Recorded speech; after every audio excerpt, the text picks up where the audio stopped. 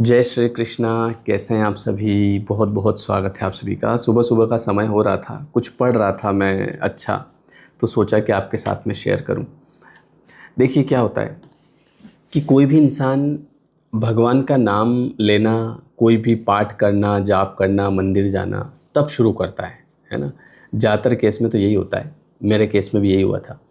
तो वो तब शुरू करता है जब उसके जीवन में कोई समस्या आती है। ठीक है, तो जब उसके जीवन में कोई समस्या आती है, उसको रास्ता नहीं दिख रहा होता है, तो उस समय कहीं न कहीं वो इन चीज़ों की तरफ आता है, वो अध्यात्म की तरफ आता है, वो नाम जाप की तरफ आता है। अब इसमें फिर एक और बात, इसमें ऐसा नहीं है कि हर एक व्यक्ति के जीवन में समस्या आएगी तो वो नाम जाप की तरफ आ जाएगा। हर एक व्यक्ति नहीं आएगा, वो आएगा जिसके नसीब में नाम जाप करना लिखा है। ठीक है, इसकी आप गहराई समझना। अब वो जो जीवन में वो जो व्यक्ति है जिसके नसीब में नाम जाप करना लिखा है, तो उसके जीवन में वो जो समस्या है वो कहीं न कहीं एक योजना है उस व्यक्ति को इस तरफ लाने का। समझ रहे हो आप? वो केवल एक योजना है, वो ईश्वर की एक योजना है, ताकि किसी भी तरीके से वो व्यक्ति जो है, चूँकि उसके नसीब से, ऐसे तो फिर भगवान सबको ही लेके आ जाए, चलो सब आ जाओ, लेकिन सबके नसीब में नहीं। अभी नसीब में कैसे है कि उस इंसान का कोई न कोई पूर्व अच्छा कर्म जब फलित होता है और उसके परिणाम स्वरूप उसको जब कुछ मिलना होता है, तो उसके लिए काम भी भगवान उससे ही करवाता है। समझ रहे हो आप?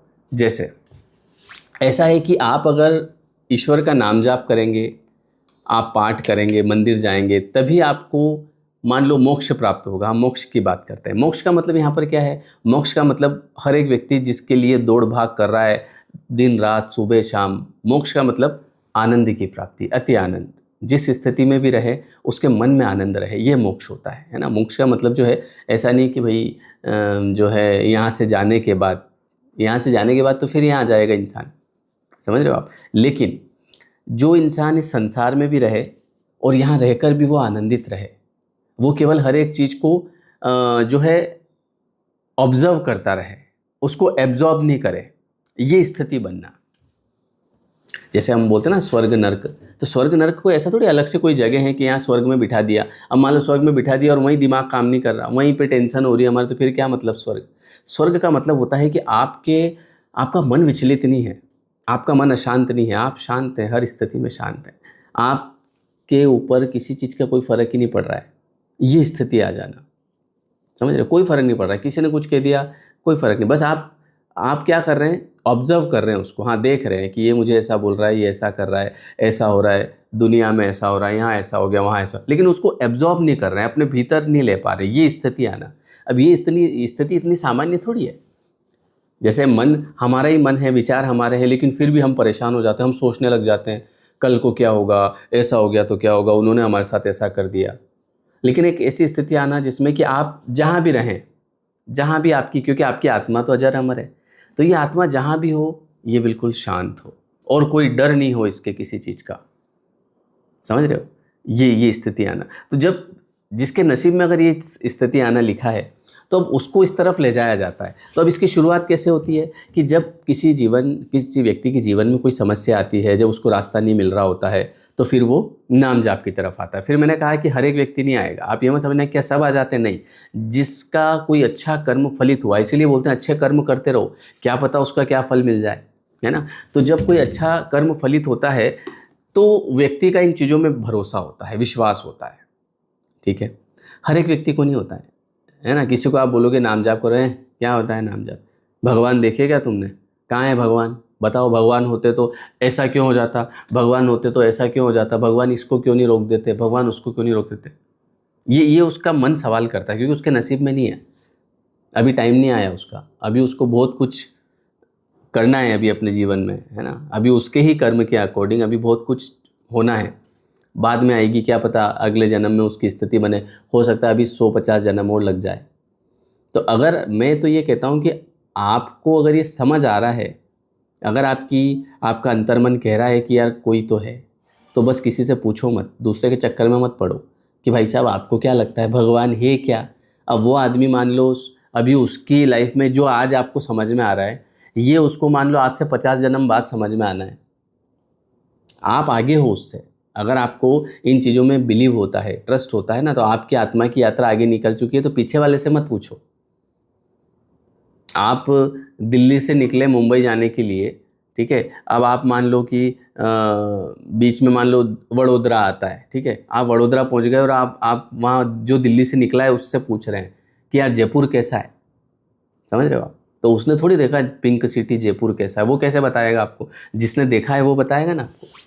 तो वैसे ही अगर आपको समझ आता है कि हाँ कोई है, ईश्वर है, और मेरा ईश्वर में विश्वास बन पा रहा है, मेरा पूजा में मन लगता है, नाम जाप में मन लगता है, तो किसी से पूछने की ज़रूरत नहीं, करो, क्योंकि ये आपको ही लग रहा है, हर एक को नहीं लगेगा, सबके आत्मा की यात्रा अलग अलग है।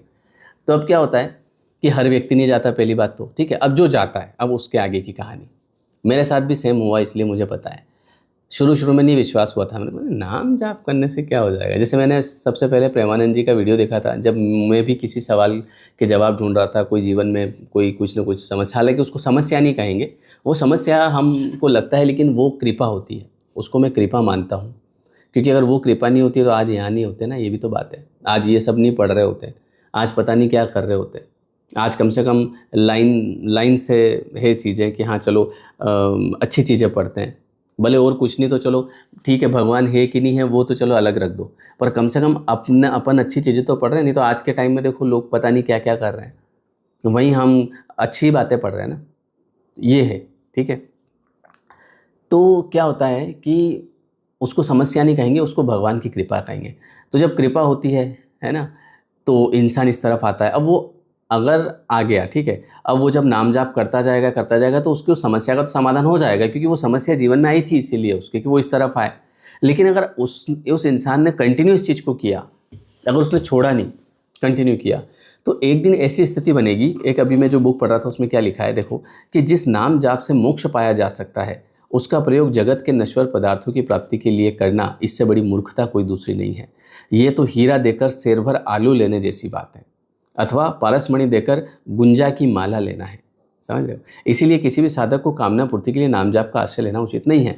अब ये भी स्थिति एक दिन बन जाती है कि जब आप नाम जाप करते हैं ना, तो एक समय ऐसा आता है कि आपको ये समझ में आ जाता है कि यार पायो जी मैंने राम रतन धन पायो, मतलब मेरे पास जो धन है वो बड़ा अनमोल है, वो सोने चांदी से भी महंगा है। तो उसको आप फिर ये छोटी मोटी छुटपुट चीज़ों के लिए नहीं वेस्ट करते हो। जैसे कोई जीवन में किसी प्रकार की कोई दिक्कत आई, तो आप वहाँ पे ये नहीं बोलोगे भगवान से कि भगवान मेरा नाम जाप रख लो और इसके बदले इसको ठीक कर दो। आप सोचोगे मैं इस प्रारब्ध भोग को भोग लूँगा, ये ज़्यादा बढ़िया है, मेरे को खर्चा नहीं करना भैया।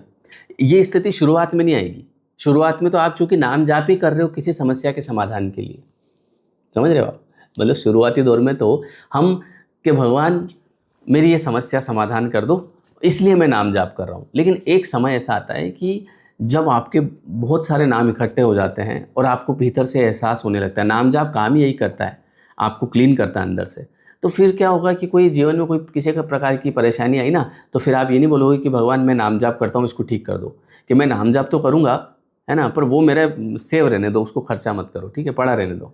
इसीलिए तो बोलते हैं, मीराबाई क्या बोलती है कि पायो जी मैंने राम रतन धन पायो, मतलब राम रतन धन, ये अभी समझ नहीं आएगा, ये जब आप करोगे तब समझ में आता है ना। और जैसे जैसे आपका समय निकलता है नाम जाप में, वैसे वैसे आपको अंदर से अनुभूति होती है कि यार वास्तव में असली धन तो मैं ही कमा रहा हूँ, ये होता है।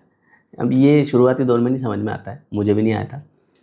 तो फिर एक समय आदमी खर्चा नहीं करता अपना, फिर वो सोचता है कि मैं तो इस प्रारब्ध को भोग लूँगा, और वो प्रारब्ध फिर बड़ी आसानी से उसको पता ही नहीं चलता है, वो भोग लेता है।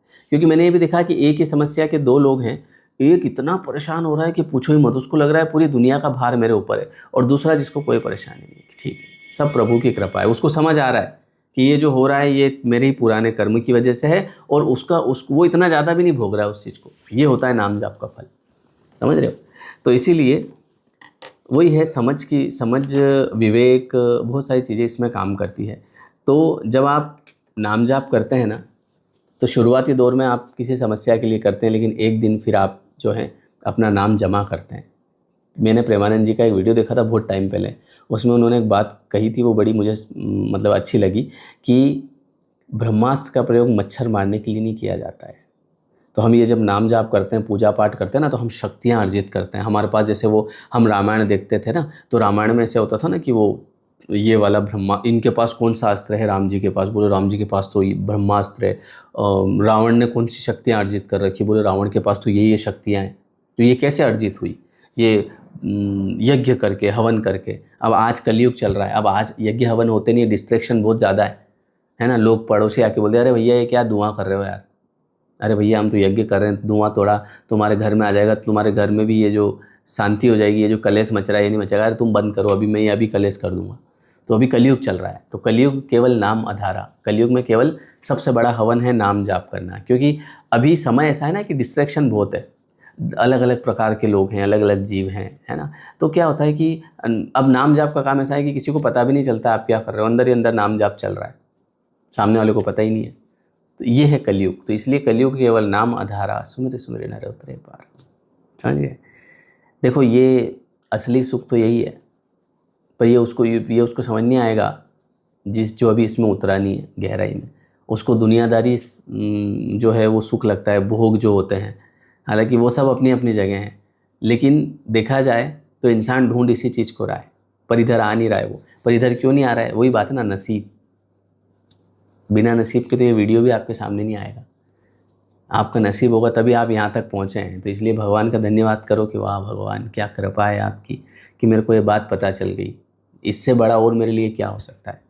ठीक है, तो कमेंट में भी लिख के जाओ कि भगवान आपकी बहुत बहुत कृपा है मेरे ऊपर। बस इतना ही लिख दो, है ना, और कुछ नहीं। ईश्वर के लिए धन्यवाद ही लिख दो कमेंट में।